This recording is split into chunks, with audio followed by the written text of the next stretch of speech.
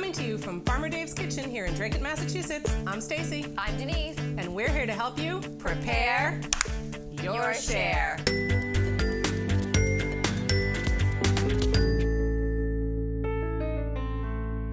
In this Vegisode, we're talking about taters.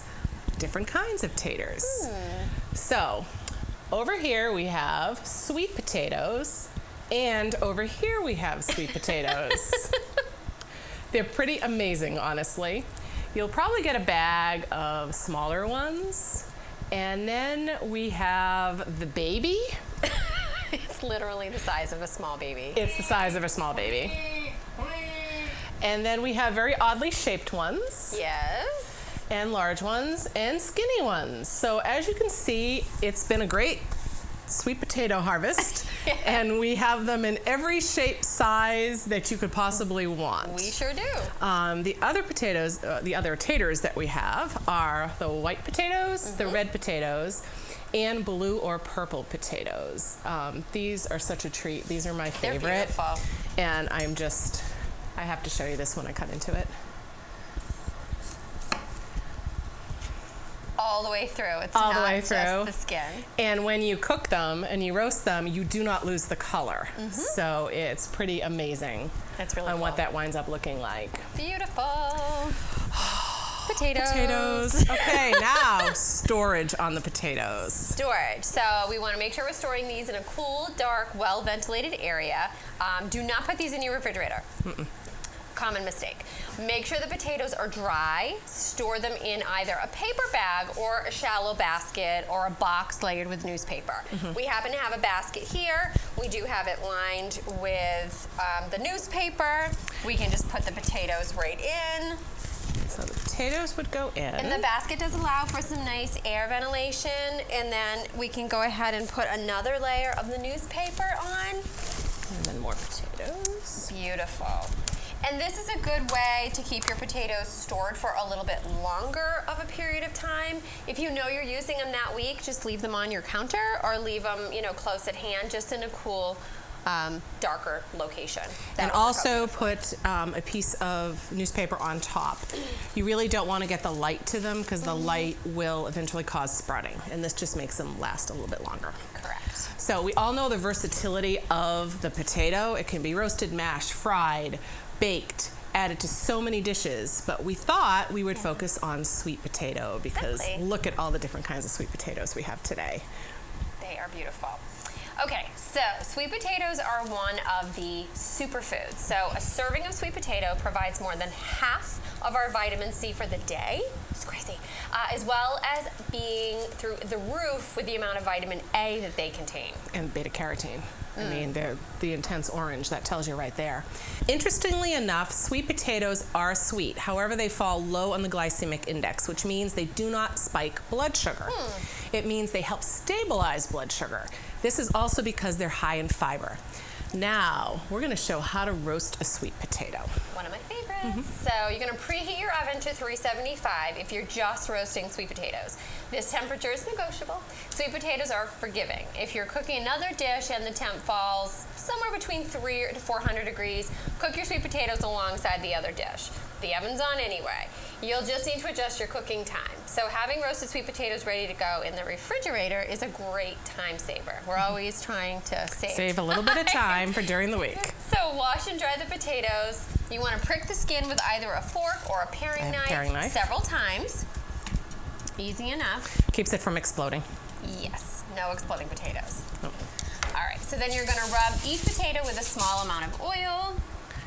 Now, you can sprinkle with salt if you'd like. You don't have to. I think it actually kind of crusts up the skin. I think so. Just a little bit. So I'm just going to give, it's sea salt. I'm just going to give a little sprinkle. Nice. Beautiful. Stacey's just going to show you how to make a little tent. Opposite corners. And I wrap loosely, so that way there's a little bit of room for airflow in there. And then I just fold up the corners. Nice. Fold up the other corner. And there's your packet. Beautiful. Okay. Now, cooking time. This varies. Look at the different sizes. Okay. Obviously, I'm not even brave enough to try cooking this giant. This is actually just like, this is a Facebook sweet potato, Yeah. I'm telling you. I don't think It's anybody really would more of a ever funny- believe. It's really funny. So this one I would probably have to cut with a machete or a cleaver or something like that because it's so large. A Sawzall. But even the larger potatoes here, I wouldn't try and roast them whole. I like cutting them down to at least a manageable size. And then I try and group them together according to their size because you will have different cooking times. Right. So even if I have a whole bunch in a range of sizes, I may put 2 trays in it, or keep the smaller ones on one half of the tray and the larger ones on the other half of the tray, and then just start, like with the paring knife, you go in. It could be anywhere from 30 to 60 minutes. I found most of the time it's closer to 60, unless you have these small ones. The little ones. Or there's even ones that are almost like a fingerling potato. They're really tiny. Those you're probably looking at a range of 20 to 30 minutes. Right. And then the other one's 30 to 60. So just go in with the paring knife. If there's no resistance and this just goes in and out, then you know that they're done. Right. Then once cooked, you're gonna let them cool until you can touch them, first of all. They're gonna be rocket hot at this point. And then I just store them in the refrigerator. And when I put them in, I leave them in these. Okay. And I leave them in, obviously, their skins. That protects them from drying out in the fridge, and it also allows them not to get the discoloration that you get sometimes when you have a lot of cooked sweet potatoes next to each other. These just stay in there, and then you can just open it and add it to just about anything. Beautiful. I love having them ready. I love putting them on salads. I love mixing them into soups. Right. If I'm putting together lunches for the week, I will cut up a sweet potato and I'll put it in my containers and then ladle the soup over it. That's a great So idea. then when I reheat it, you have a little bit of sweet potato. What do you use it in? Idea. I like that a lot. We do a lot of roasting sweet potatoes in my house. That's probably one of our biggest ones. I actually have mashed it like a mashed potato and done it that way. So, I mean, it is a potato, so you can go very traditional with it. Oh, and I have a shout out to a CSA member. I wish I could remember her name, but this was brilliant. I didn't even think about this. Think of pumpkin spice everything, right? If you don't have pumpkin for your smoothie, like people used canned pumpkin, Right. she used the roasted sweet potatoes because she had so many, and she Genius. said it was delicious. It was super sweet, so she didn't had to add any honey or anything like that.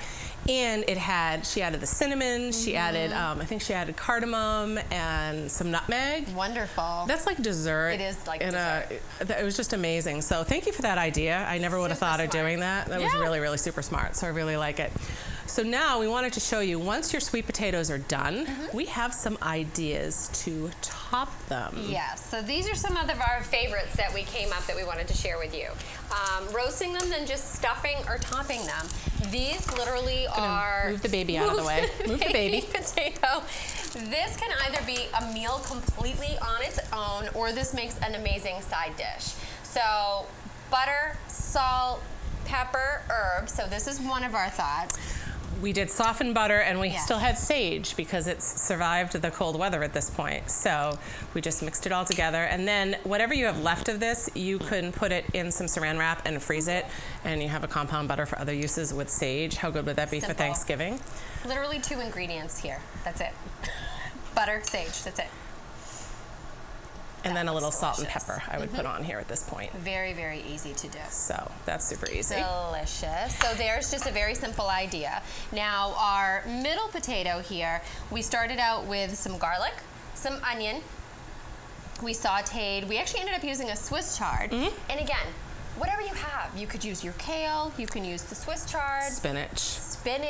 Arugula. Absolutely. I think arugula would be really great with a sweet potato because it's so peppery and the potato's so sweet. It's definitely one of those back and forth with all that. I think that's really Definitely. good. And then we have a dessert one. Oh, we put white beans in this one too, didn't we? Yes. We did. There is actually a white bean in there. So you there's get a some little more additional protein. Protein. Yeah, exactly. And great vegetarian.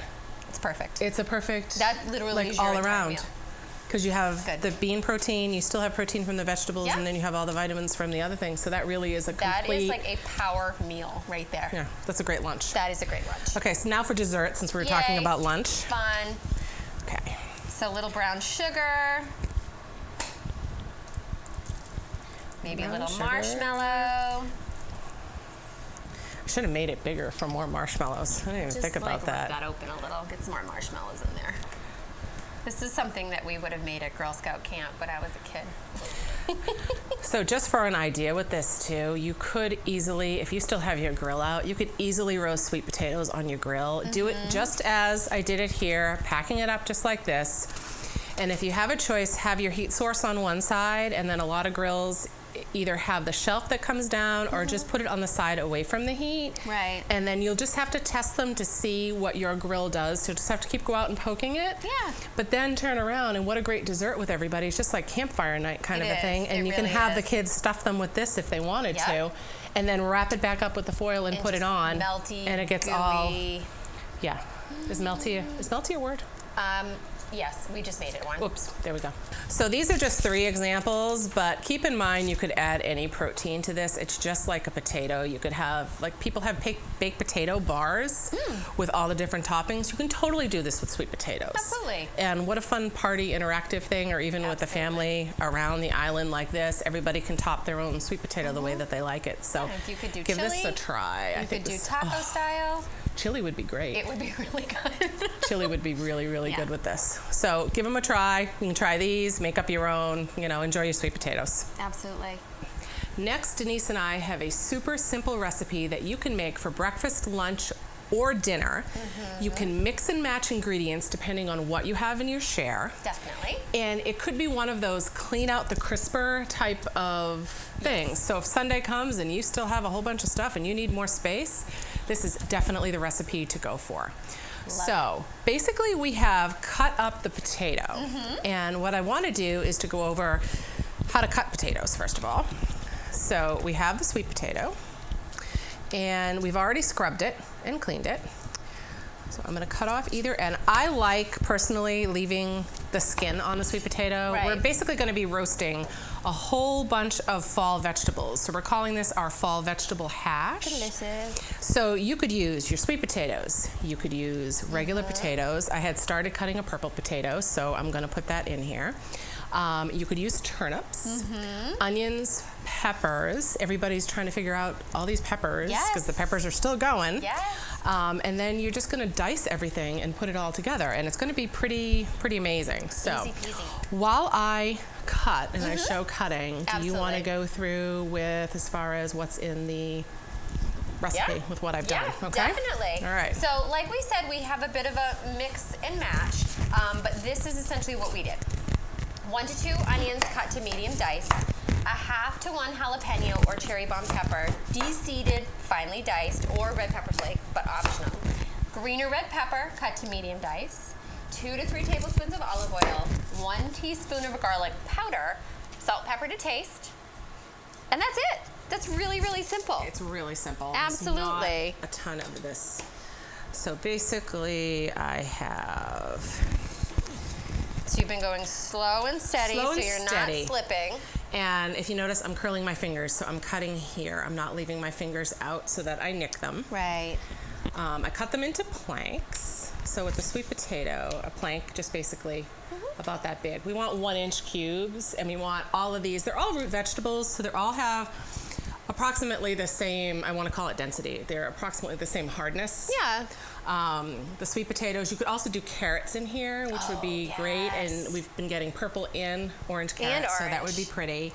And the size is going to help with cooking time as well, so everything will end up cooking more evenly. Same. So if you get the larger sweet potatoes and you're like, what am I going to do with the larger sweet potatoes?